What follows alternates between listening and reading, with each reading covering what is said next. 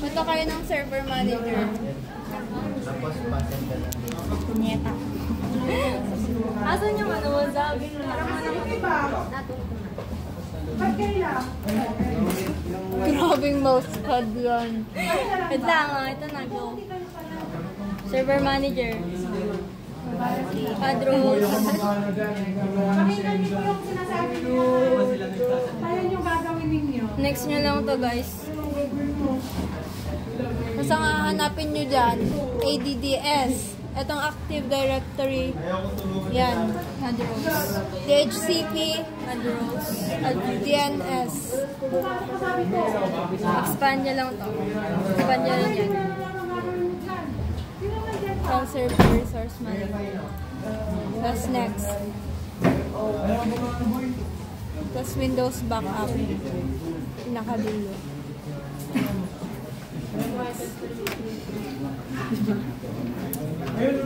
Kaya na ngayon na. Yung tipi din yung box.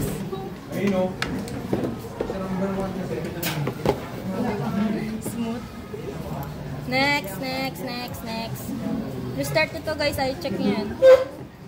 Install. Hintayin nyo na matapos yan. Tapos hindi ko lang. Stop nyo muna yan. Matagal yan. Stop nyo muna yung video. Close nyo na. Wait lang. Close na. Good afternoon. Punta kayo dito sa Tools. DNS. Expand nyo to. Tapos reverse. Reverse lang. Tapos right click. New zone. Next. Lalagay 192. Yun yung F na to. 192. Pero 192 yung IP natin.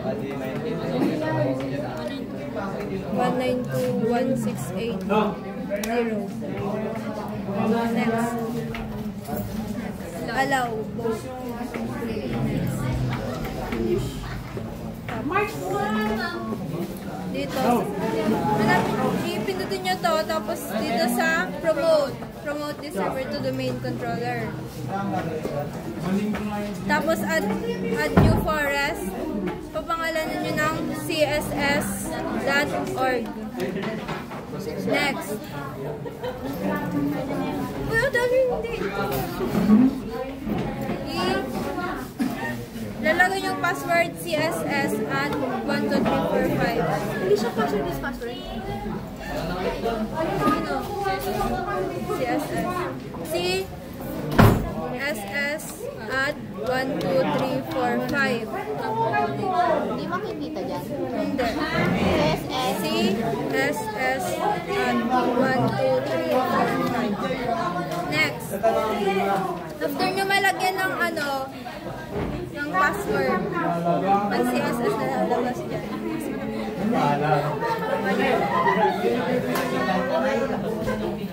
Hantay lang. Antayin nyo lang yan. Automatically install yan. Next.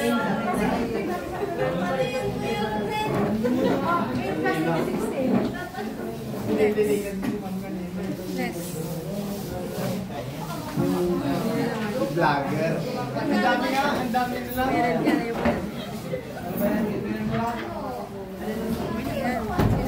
Vlogger. Stop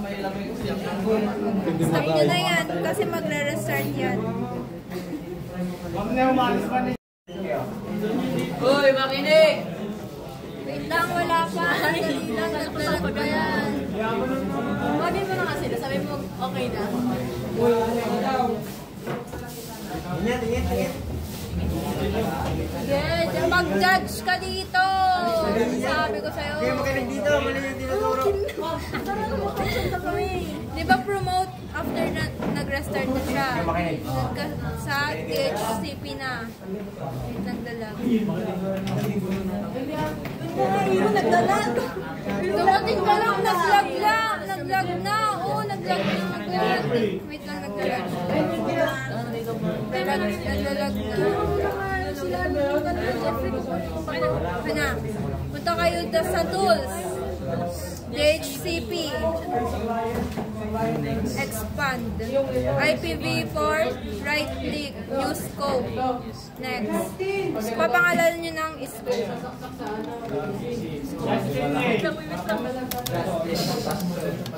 Off. Oh, go. Hindi lalagyan dyan. Scope. Next. 19. Yan.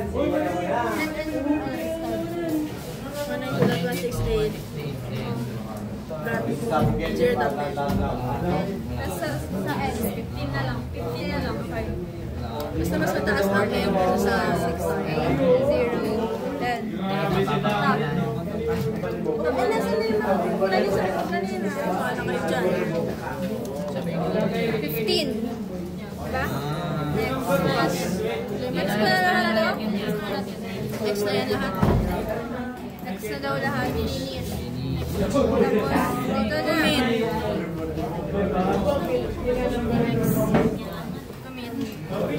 After nun, tama lang.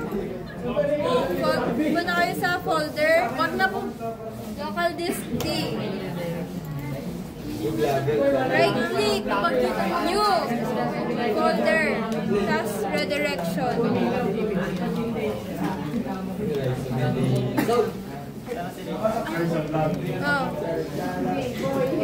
Right click nyo. Properties. Sharing. Advanced sharing. Share this folder. Permission. Remove. Add. AU. Makikita nyo naman na dito. Checkmates. Hindi na ba? Tapos full control nyo. Check nyo yung full control. Apply. Nag-check ba? Copy na trackpad.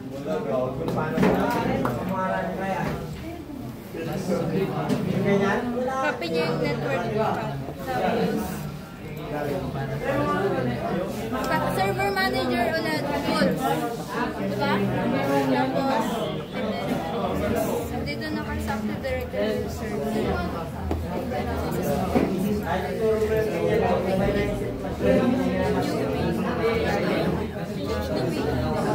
Ito diba new? Kala ko malinaw naman ako. Diba pala yung CSS? Diba? User. Pangalan niya yan. Pangalan ang ilalagay dyan. Pangalan, hindi. ACNHS lang yan. Kunwari, ACNHS na lang. Ay, Marites Tagara. Yung pangalan ko na. Bakit pangalan ko? Si Rodney na lang. Sige, Rodney na lang. Rodney Nivara. Pero ilalagay nyo dyan, user 1 is pangalan nyo. Lagay mo sa logo. Tapos dito, maglalagay kayo dito kahit Rodney na lang. Paninong name dyan? Name nyo. Dito kasi, ang nilagay ko lang, Rodney, for example. Pero kapag kayo na yung gumagawa, pangalan nyo na yung ilalagay dito. Ano nilagay mo sa full name? Next, after mo malagyan ng full name, nalagyan mo ng user logon name. Pwede mong ilagay lang yung, yung single name mo lang. Para make lang. Tapos next. Hindi kasi kung ano yung ilagay mo sa logon. Tapos maglalagay ka ng password, CSS. CSS at 1, 2, 3, 4, 5. Dito din. Parang password at 1, 2, 3, 4, 5. Tapos, i-check nyo tong user cannot change password. Basta yung dalawang nasa gitna. Tapos, next na ulit kayo. Finish. Copy nyo lang to. Tapos, mag-create kayo ulit ng isa. Tapos, ACNHS naman. ACNHS na yan. ACNHS. Yung pangalawa, yung una, pangalan nyo, yung pangalawa, ACNHS. Yung mga nag-training sa'yo. Tapos, si Pet-pet kung nakastart lagi. Nakastart mo sa test na? bite-bite nun, ba't mo siya pet peeve?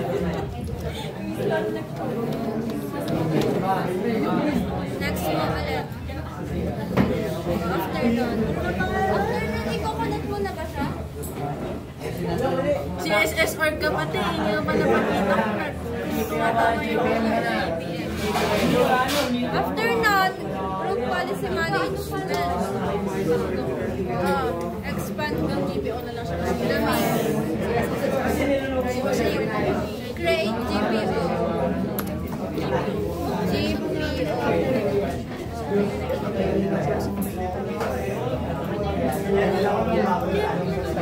Edit. Kasi ang Folder. Doon na rin napapasok yung text to. right click nyo to. Yung desktop properties. I-basic nyo to. Tapos ilagay nyo yung, i-paste nyo yung path. Network path. Kaya importante yung i-paste. Sabihin mo, importante na i-paste. Ikakopy nila yung network path. Kasi pwede gagamitin nila dyan. So, narinig yun sa tapos i-uncheck nyo tong grant. Apply. Lalagyan nyo ng yung di ba yung kinapin yung path, lalagyan nyo dito sa folder redirection, desktop, pictures, and music. Video. Yung tatlong yun lang. Hindi na yung video.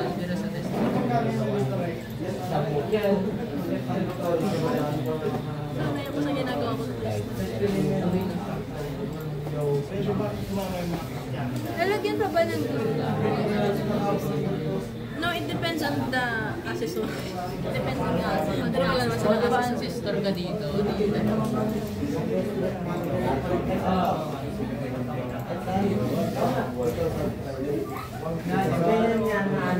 folder niya? Ipag-connect pala siya dito. File. So, na yun. So, ito ka diba? Ipag-connect na. Auto-connect. After ng GPO, CS on. System na connect mo na. Ito ka doon. Lagay din naman na ng GPO. Dito na sa client na. Ito na yung final ng gagawin nyo.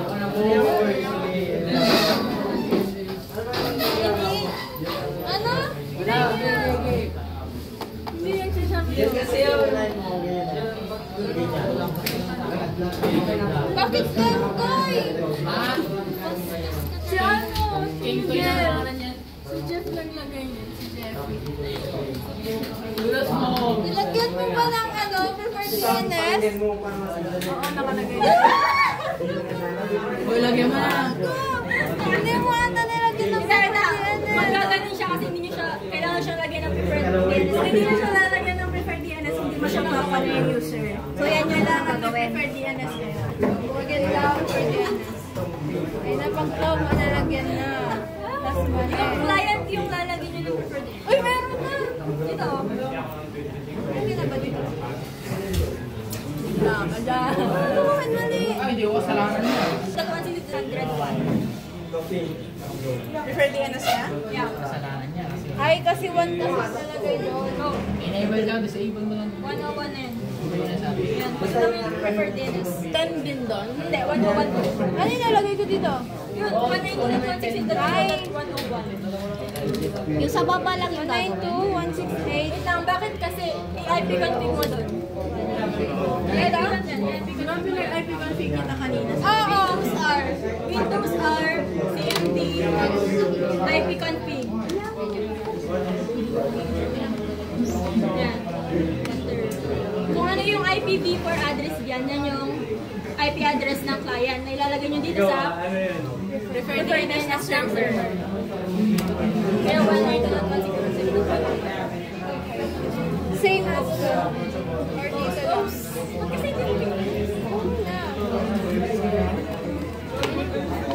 Kasi Yung sa client ba? hindi na. Obtain ko na to? Hindi na mo kaya ba? Lagyan mo na. Yun na. Ma'am, patapos na ma'am. Hindi, ako 10 lang. 10 dito. Dahil ang preferred DNS niya. Bukas po nalitin yung mga kable ninyo. Then dito doon 100. Ano? So, yung mga nakikinig dyan ah. Wala sa PC. Right click. Property. Tapos yung pangalan ninyo kayo mag-post. The disk management. This management ba yan? Oo. Wala. Nag-connect na yung dalawang piece eh. Ano na. Oh. Okay na yan. Oh, yes! Okay na yan. Tapos, di ba kapag lumabas na yan? Administrator. Username administrator, password CSS, contract, Oo. Tapos yung password CSS. Ano yung password na? I-show mo nga dyan, bebe. Yung i-show mo. Yan din lang yung mga password na nilagay kanina sa lahat. Tapos okay nyo na. Tapos Okay lang yan. Bakit pag ganon? Isa pa. Yung doon na sa username. Administrator Capital A. Oo. Pag hindi ko di password. C. S. L. 1, 2, 3, 4, 5. Tingnan mo. Nakatakot naman yan. May napindot ka sa isa. May nadagdag ka.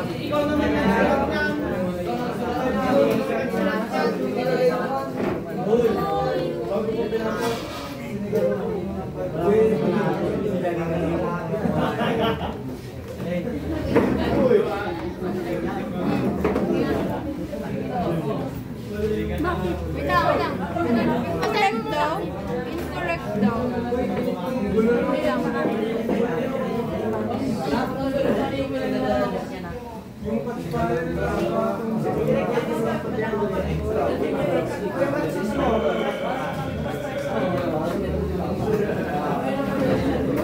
Matay!